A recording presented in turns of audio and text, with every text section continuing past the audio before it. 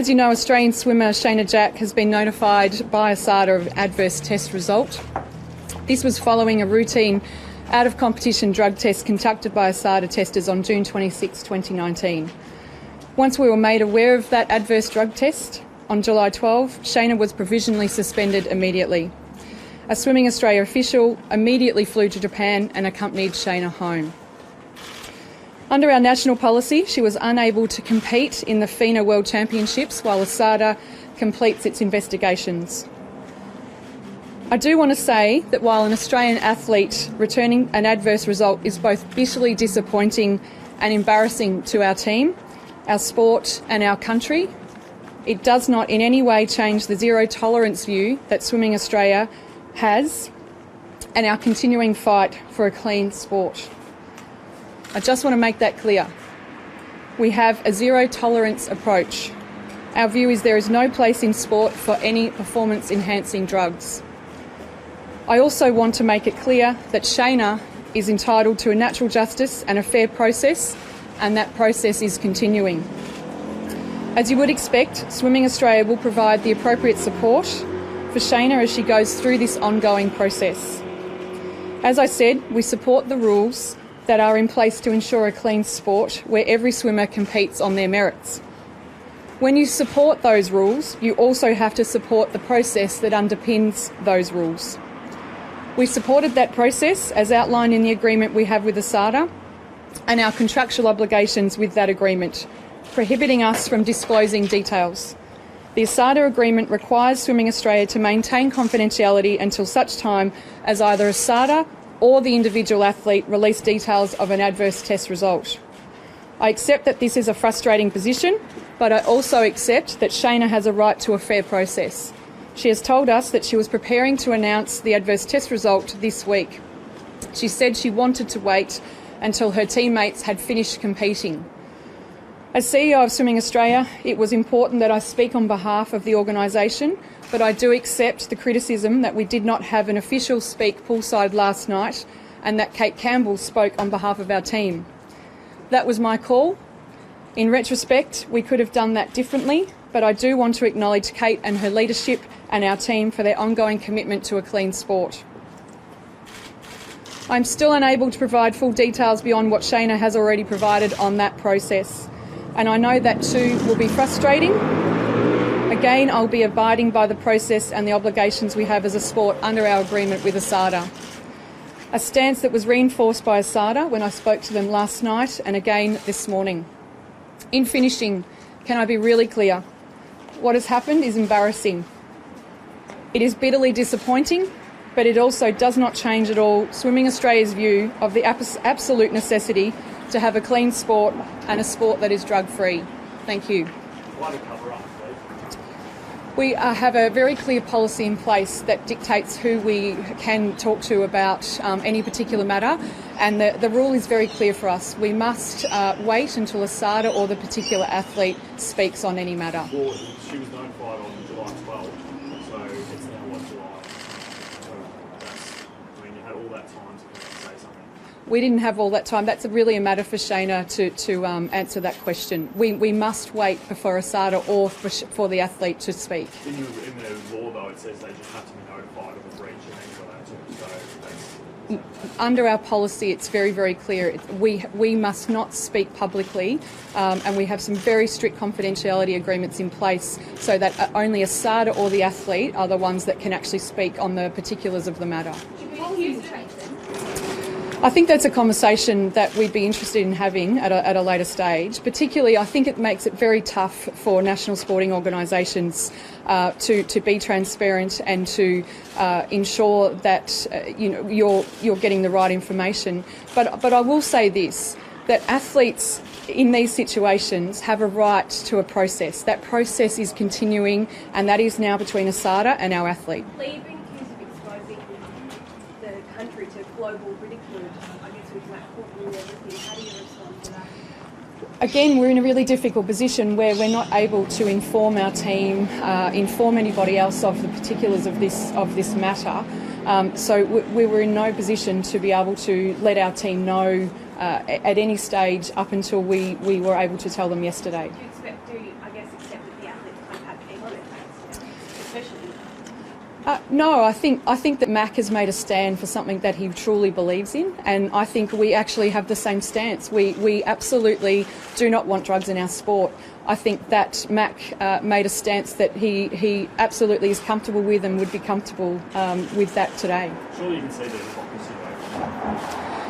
We're under such strict policy guidelines that we have operated in exactly the way that has been expected of us, and that in fact that ASADA has worked us through this process. So if a B sample would come back as positive, should Shannon be? That's a matter for ASADA to determine the sanctions at this stage. While the process is underway, we can't make comment on that. How many people? Fraser was meant to come in to the ABC today for an interview. Since we're told that she's been gagged last week for speaking out on this issue. Why is that? We haven't gagged Dawn Fraser for speaking out on an issue, but what I imagine has happened is that Dawn doesn't have the particulars of the case. Where is Shannon now and what's Shayna's home with her family. She's been home in Australia since we were able to bring her back from Japan as soon as we were notified that she'd had an adverse test result. She will remain with her family. She's got incredible support around her from her family, her friends, but also more formal support that we've put in place. Can you consider encouraging Shane to speak out given the position that she'd left to in Australia in? It's really not our call for Shayna for us to advise Shayna on that. That is really a matter for her lawyer and their team. Lee, can you tell us what the substance was? No, I can't. Can you tell us when the next results will be known? No, I don't have that information. How long is an investigation? We're told by ASADA that it can take some months, so we're not expecting a very quick resolution to this process. Shannon mentioned that it potentially might have become in her system and how she knows she's not sure. Is that sort of Australia's understanding as well, that that's how potentially? What Shayna has said is our understanding, yes. Yes, we don't know anything further at this stage, and again, that's probably a question for her lawyer to answer. Remembering that the process is underway, so I'm sure that there will be further information on her explanation in due course. What's the feeling around the swimming group? Obviously, it's a couple of days to go with trials. I mean, obviously there'd be a bit of anger there. We've had a brilliant World Championships. We've had some excellent performances in the pool. We've been very focused on performing, as you would understand, that the World Championships are very important for our preparation leading into the Olympics, a year away. So the team was only notified yesterday. I think they are still fully focused on finishing off the World Champs in the most professional way they can, and then obviously as they're digesting the information, I'm sure there'll be more discussion through the week.